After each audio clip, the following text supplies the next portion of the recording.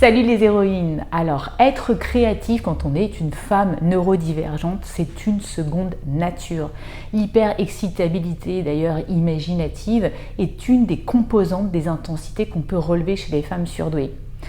Être capable d'inventer une solution originale, de passer en revue un certain nombre de scénarios, c'est de la pensée créative et c'est une des composantes de l'intelligence. Mais les femmes HPI hypersensibles que j'accompagne peuvent se retrouver coupées de leur pouvoir créateur et les conséquences sont dramatiques. C'est comme un arbre dont la sève ne circule plus. Il meurt à petit feu. Créer, c'est une nécessité puissante, vitale. Que ce soit un tout petit rien ou bâtir un empire, c'est créer quelque chose doué de sens, quelque chose de beau, quelque chose qui donne du souffle. Et la femme HPI hypersensible a cette urgence à créer dans les domaines qui l'animent pour se sentir vivante. Et dans cette vidéo en 3 parties, on va voir en fait pourquoi c'est important en fait la créativité. Qu'est-ce que ça veut dire pour la femme surdouée? Puis on va voir en fait le coût de négliger son pouvoir créateur et enfin comment booster ou rebooster sa créativité.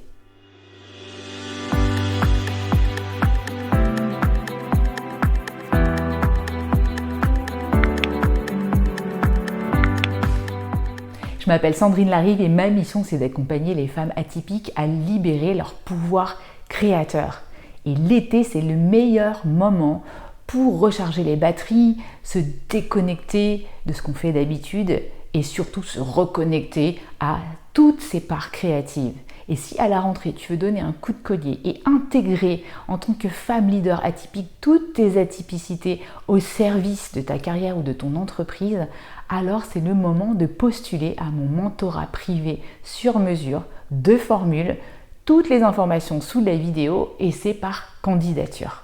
Le meilleur combo pour maximiser la créativité des surdoués, c'est 1. Une efficience intellectuelle qui permet de traiter beaucoup d'informations en même temps et 2. Ce qu'on appelle un déficit d'inhibition latente, c'est-à-dire la possibilité pour le cerveau de capter beaucoup de choses, même des choses banales que les autres ne captent pas.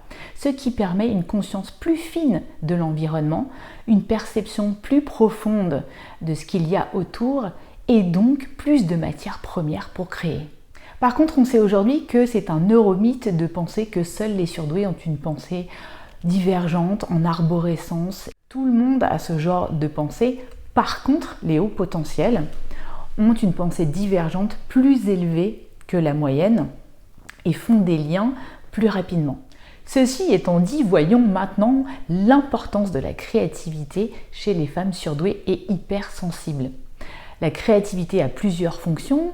Sa première, c'est de nous libérer et aussi d'échapper à la souffrance parce qu'elle nous permet de vivre d'une certaine manière avec un peu plus de légèreté les événements de la vie. C'est aussi un moyen de sublimation pour réduire les tensions et canaliser les sentiments et les pulsions potentiellement inadaptées en société pour la femme surdouée. C'est un moyen de déplacer ces débordements ou ces comportements impulsifs dans des objets socialement valorisés pour maintenir son entéléchie, sa pulsion de vie propre. Le sport ou le mouvement intense permettra par exemple de canaliser une colère débordante. Pour beaucoup aussi, elle se tourne vers une sublimation artistique qui leur permet d'exprimer des sentiments, des émotions parfois indicibles ou sur lesquelles elles ne se sentent pas comprises. Pour les femmes hypersensibles, elle permet bien sûr d'avoir une vie riche, colorée et donc d'améliorer le bien-être général. Et puis enfin, bien sûr, elle permet d'exprimer son identité, d'affirmer sa singularité pure. Je crée donc je suis et de transmettre des messages au monde. Voyons maintenant les risques de négliger sa créativité. Après 10 ans en entreprise, j'ai vraiment ressenti un manque d'enthousiasme et une baisse de mon énergie créatrice. J'avais l'impression, alors que je travaillais pourtant dans un département d'innovation marketing, que j'avais fait le tour d'une certaine forme de création. Je ne ressentais plus ce feu intérieur, cette créativité sauvage, brute qui brûlait en moi. Je ne me surprenais plus. J'ai donc entrepris de me reconnecter à ma créativité, de la cultiver et de la nourrir durablement grâce au livre de Julia Cameron qui est une bible pour les artistes. Ce livre s'appelle « Libérez votre créativité » en français. Moi personnellement j'ai préféré la version anglaise « The Artist's Way ». Ce livre m'a permis pendant quelques mois de travail de vraiment me lâcher au niveau créativité, tout un processus à suivre que j'utilise aujourd'hui maintenant dans mes mentorings. Et j'ai commencé à l'opposer complètement, à avoir une créativité débordante que je n'arrivais même plus à canaliser. Et j'ai commencé à déborder sacrément de mon périmètre de job. J'ai créé un programme de Women in Leadership dans lequel j'ai commencé à coacher des femmes au travail. J'ai aussi ensuite proposé un programme de coaching interne pour développer les directeurs plutôt dans le champ des ressources humaines. Et puis là, on m'a dit non mais ça déborde trop. Non, là c'est plus possible.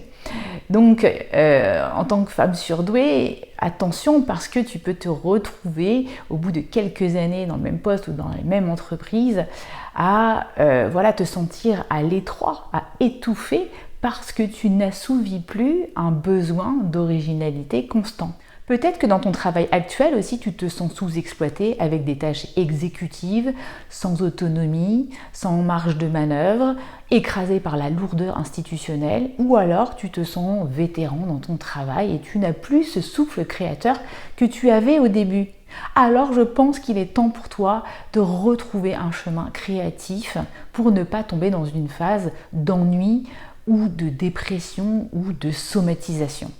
Alors maintenant, si on rentre dans les outils spécifiques pour se connecter ou se reconnecter à sa créativité, la première chose à faire, c'est de reconnaître que tu es créative.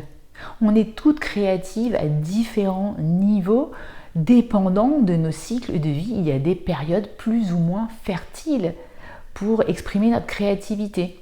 Certaines personnes me disent « je ne suis pas créative » parce qu'en fait, elles pensent à la créativité avec un grand C, inatteignable, qui est souvent confondu avec le fait d'avoir un don artistique. La créativité ne se cantonne pas à certaines activités. Cuisiner, s'habiller, raconter des histoires à ses enfants, organiser des vacances, gérer un projet avec des collaborateurs, savoir s'adapter à des situations complexes, tout ça, c'est de la créativité pure.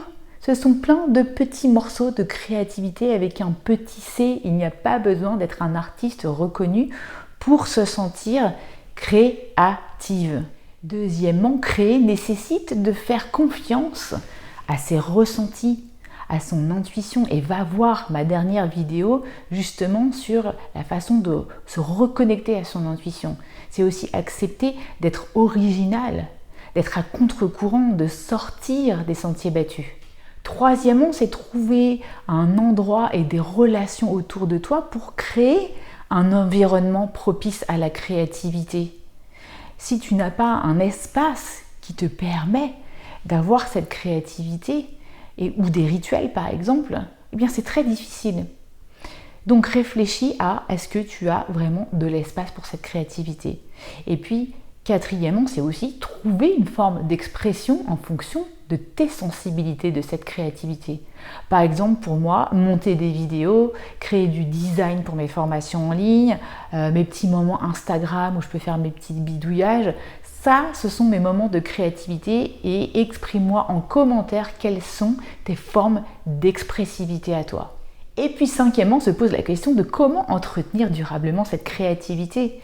Eh bien, la première chose, c'est d'entretenir toutes les semaines, tous les jours, une forme d'inspiration, que ce soit des lectures, des biographies inspirantes, des balades en nature ou encore des événements culturels. Comment tu peux faire chaque semaine pour te nourrir avec de l'inspiration?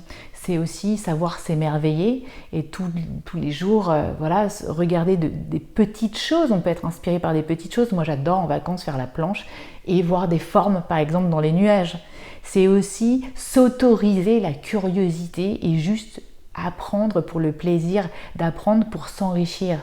Si les autres ne sont pas d'accord, vous leur dites « je ne m'éparpille pas, je m'enrichis », c'est complètement différent. Et c'est réfléchir aussi comment ajouter de la discipline à la créativité en installant des routines créatives hebdomadaires, mensuelles qui vont te permettre d'encourager chez toi la créativité. C'est aussi savoir mélanger des réalités disparates pour faire naître des ponts. Et pour ça, j'utilise personnellement le mind mapping. Va voir ma vidéo sur le mind mapping. Et c'est aussi comme pour entretenir le potentiel créatif d'une relation, c'est mettre en harmonie des goûts différents, des opinions différentes. Et là, je vais te lire le passage d'une hypersensible qui parle justement des relations. Quand la relation devient un tissage, un échange de nos intériorités qui forme une création originale, mouvante, presque palpable en 3D, alors il y a de la vie, c'est vibrant et nourrissant, le lien a lieu, l'âme agit et crée la magie. Voilà les héroïnes, j'espère que cette vidéo vous a plu. Partagez-moi en commentaire les outils que vous utilisez pour développer votre créativité. Évidemment, abonnez-vous à la chaîne si ce n'est pas déjà fait. Partagez cette vidéo avec des personnes qui ont besoin de réveiller leur créativité. Et je vous dis à bientôt les héroïnes sur cette chaîne. Bye bye.